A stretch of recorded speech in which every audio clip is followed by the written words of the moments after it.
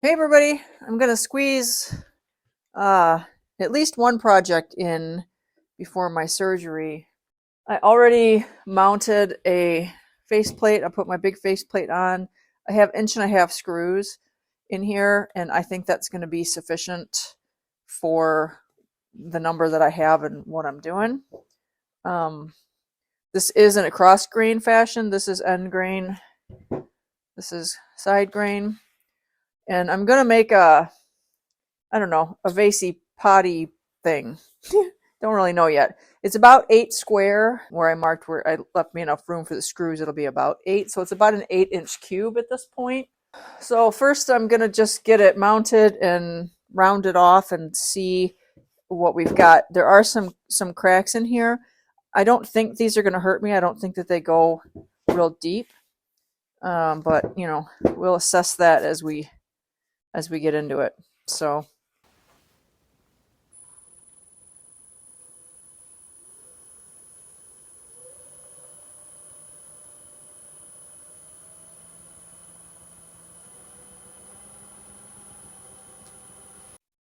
yeah, 421 doesn't feel too bad.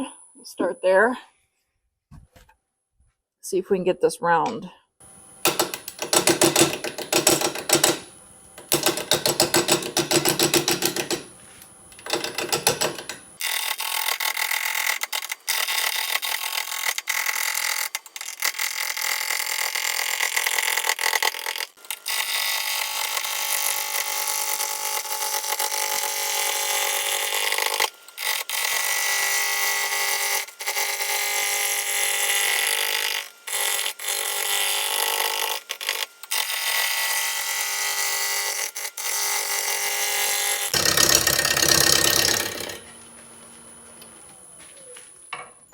So this stuff is a little bit punky. I've turned you know, a handful of pieces from this tree, and it's been okay. You can see that, you know, you're going to get some of it.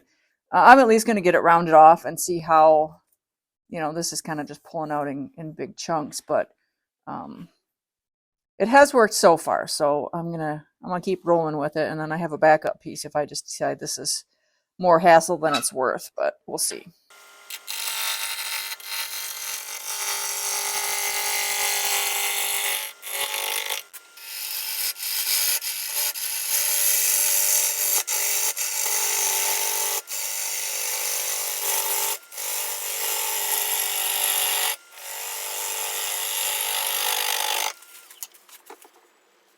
I think we're gonna be all right.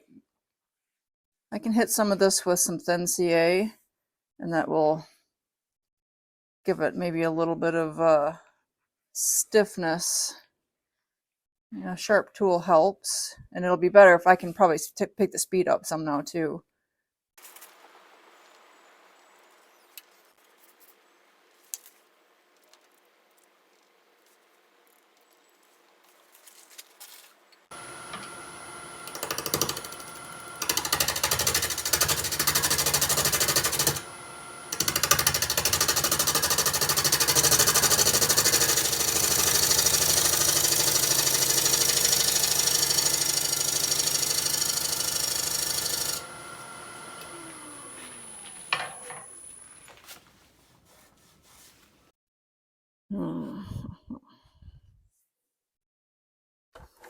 Yeah, this part here is just going to be punky.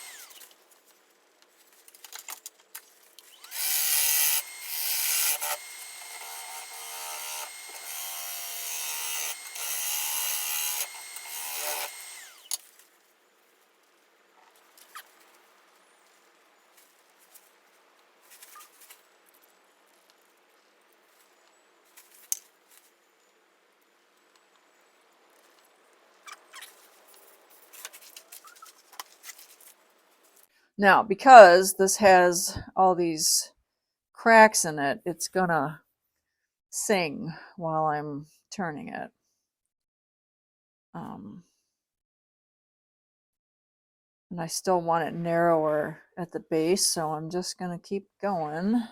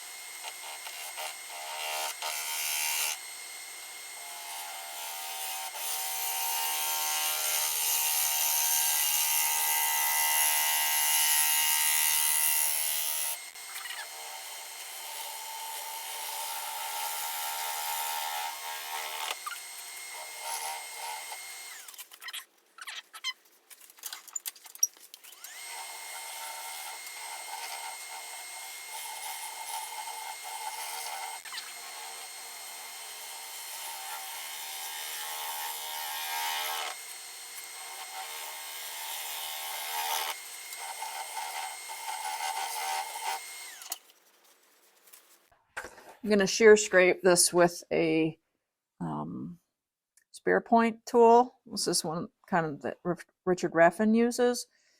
I know a lot of people talk about shear scraping, and basically they're presenting the tool at a mostly a 90-degree angle.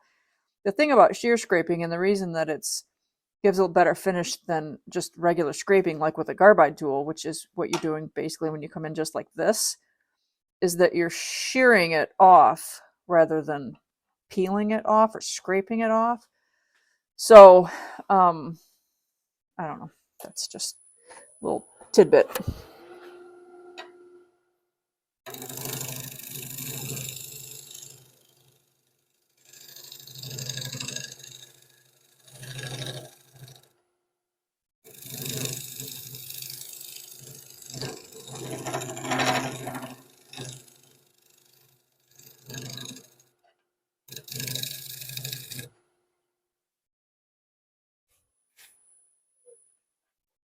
And when you do that, you get their little curly cues. I don't know which camera you're going to be able to see these in.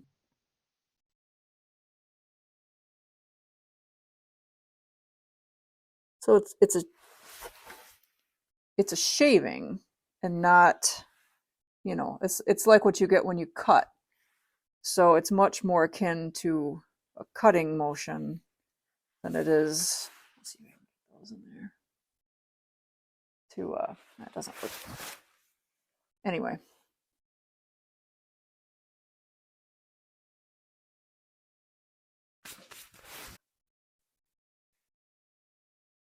And that's not too bad. I'm not terribly unhappy with that. I'm gonna do this edge.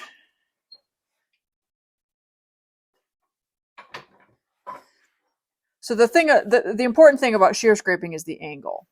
And when you're using a scraper and you're using a burr, the burr gets taken off pretty quickly.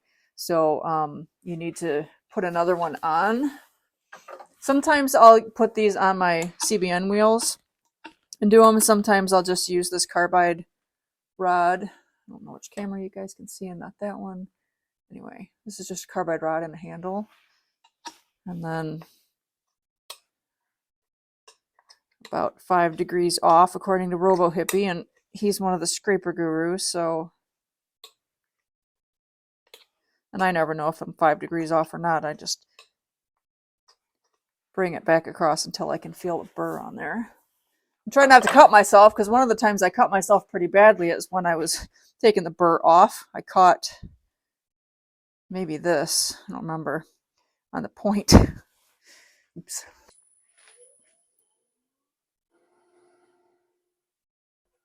And if you're going to do this with anything that has a point, you got to make sure you keep that away from the incoming wood. You don't want to catch that. That would be bad.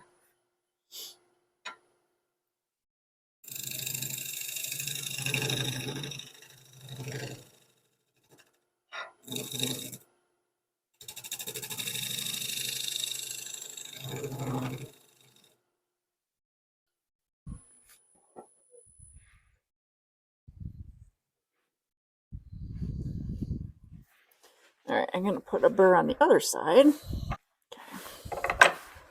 So I want to try to come in this direction. See if I can do that without hurting myself.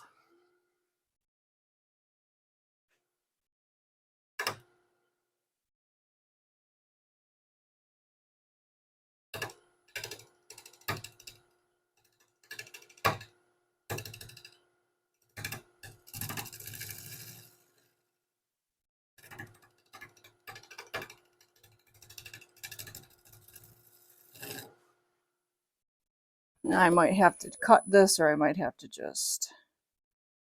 Well, that's a little better. I mean, this is pretty punky. I don't think I'm going to get a whole lot of real smooth, although I'm a glutton for punishment.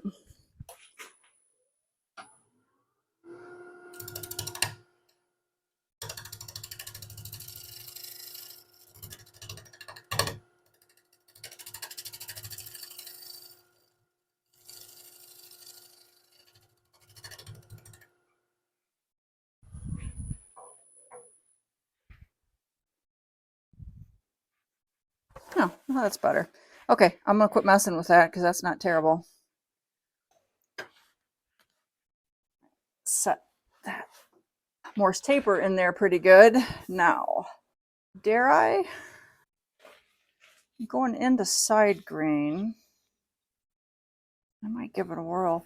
Am I feeling brave today? I don't know. I'm going to try it. All right. Okay. Speed is way down.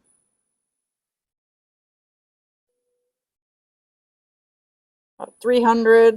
Just see what happens here.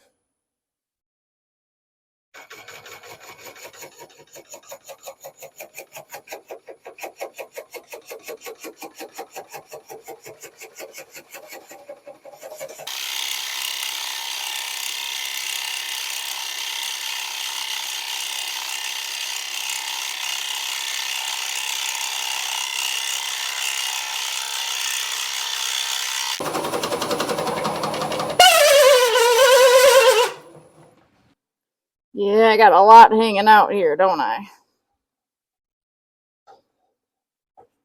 That's a lot of length. All right, now I'll chicken out.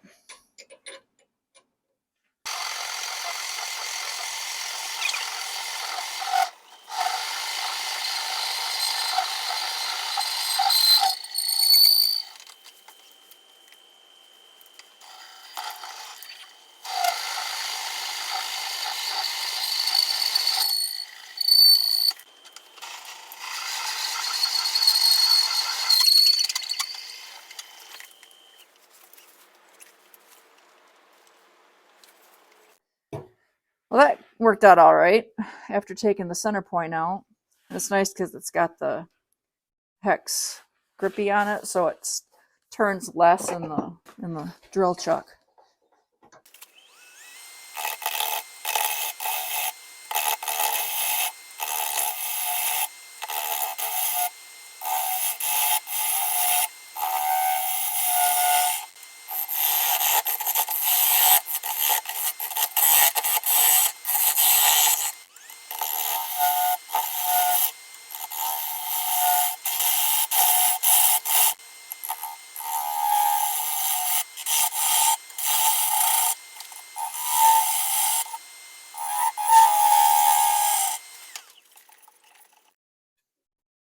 I'm pretty quickly going to run out of room for doing this, so I'm going to go ahead and get my hollowing rig set up, and I'll bring you guys back and show you a little bit of that, but it's not really that exciting. You can't see a whole lot while I'm doing that, so I'm going to pause you guys, and then we'll come back when I have this thing hollowed out and we can start working on getting some finish and stuff going.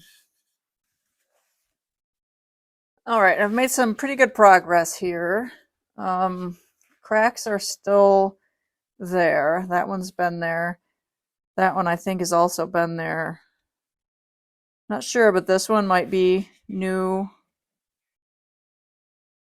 But I think we're going to be all right. I'm close. I mean, I'm more than halfway done. The hollowing system that I have is Lyle Jamieson's, and it comes with, or at least the package that I bought, comes with two different cutter assemblies. This is the bent assembly, and then it has a small carbide.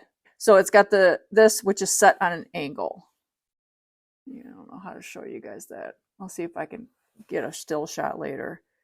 And I use this. I had been using it all the time.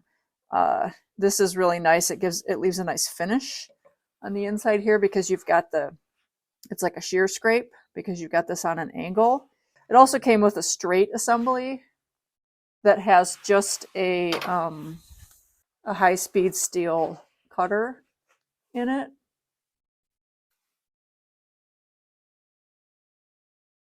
And this actually does a really good job of hogging out just going in straight. So I've kind of been going back and forth between the two cutter assemblies, kind of hogging out some of the material with just the high-speed steel, and then coming back with the one that has the carbide angled cutter on it. So I'm gonna take out just a little bit more of the meat back here and then clean up. You see, I can't feel these cracks on the inside, so I guess that's good. So I'm just gonna carry on with this, and I'll probably fast forward through most of it because you can't really see what's going on. It's not that exciting. So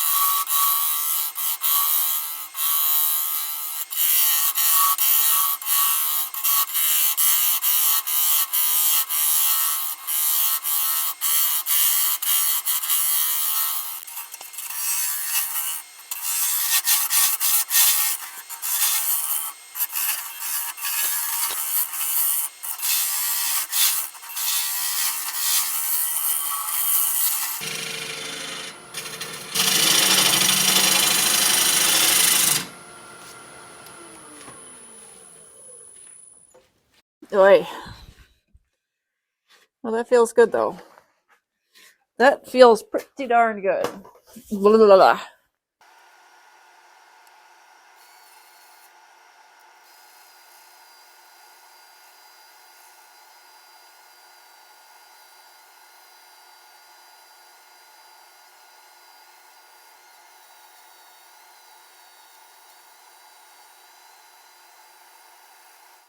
So I could very easily do this finish application off the lathe because it takes several coats. This is, let's see if I can do this without dropping it. General Finishes Armor Seal oil-based urethane in gloss finish. When I was doing flat work, I was using this finish, but in the satin, I think. And I did really like that finish, especially for like the bandsaw boxes. It's very much waterproof. So, but when I'm doing stuff on the lathe, one of the things that I like the best about finishing pieces on the lathe is that you can generally do them, in one sitting, depending upon what you're doing. Since this is not going to be a food safe item, for all sorts of reasons, I'm going to try this finish, which may give it a little bit more overall protection. than the Tung Honey or Shine Juice or any of the other finishes that I might use. I'm probably only going to get one coat of this on before my surgery, which at this point is 6 o'clock tomorrow morning. But I'll at least be able to see what it looks like. And like I said, I can always finish this off the lathe, so I may part it off. Or I may just leave it on this. I'll probably just leave it on this faceplate. And then when I'm able to get around again, let's just put a coat on, which is supposed to be light coats. I'm just going to get a surface coat on here. Down all the way down to the bottom so that when I go to part it off, got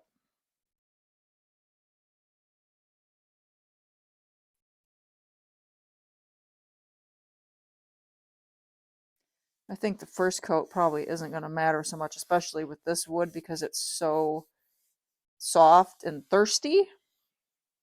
I think a lot of this is going to get soaked up in a hurry, and the finish really isn't going to matter. The application method, as far as, isn't really going to matter much. So I'm kind of going to go with that theory. Make sure that I get it kind of evenly. This is not the preferred method of applying this finish, just so you guys know. If it comes out crappy, it's probably not the finish. It's probably me on how I'm doing it. But for this first coat, I'm just going to kind of go with it. It's not puddling or anything. It's soaking in nicely, so I think that that's going to be all right.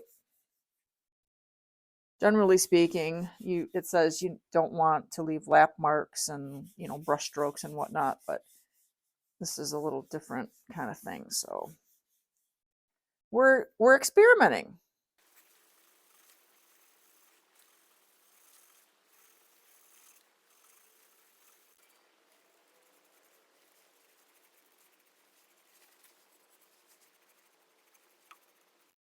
See how that goes. Now, this stuff is combustible, so I'm going to make sure that I unroll my cloth that I applied it with, and then I've got a spot where I have some clothespins, and I hang them up until they're completely dry. All right, I am going to come back and finish this piece up. I used the General Finishes Armor Seal gloss on this. It's okay. I'm not super crazy about the finish. I like the Brad's Tung Honey better. I am gonna do some abrasive paste on it and see if I can get the finish shined up a little bit. I can still kind of see the marks from the sander in there because this Boxelder is really soft. But sometimes that's just how it goes.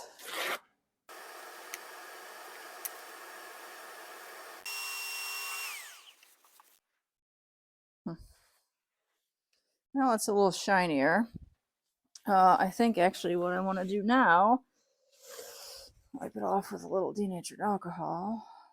I think that I'm going to buff it.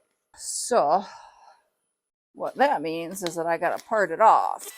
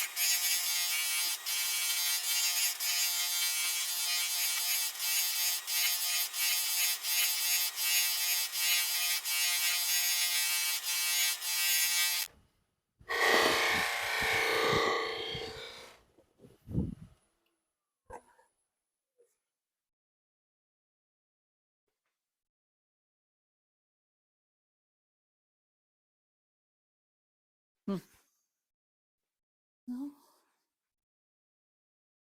I think that feels pretty good. Get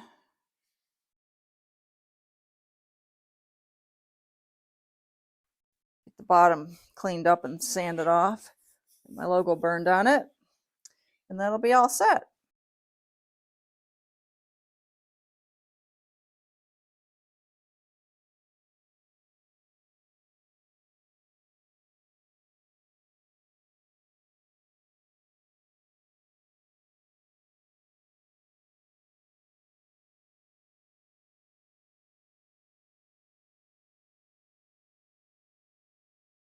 Are you happy to have your bed back?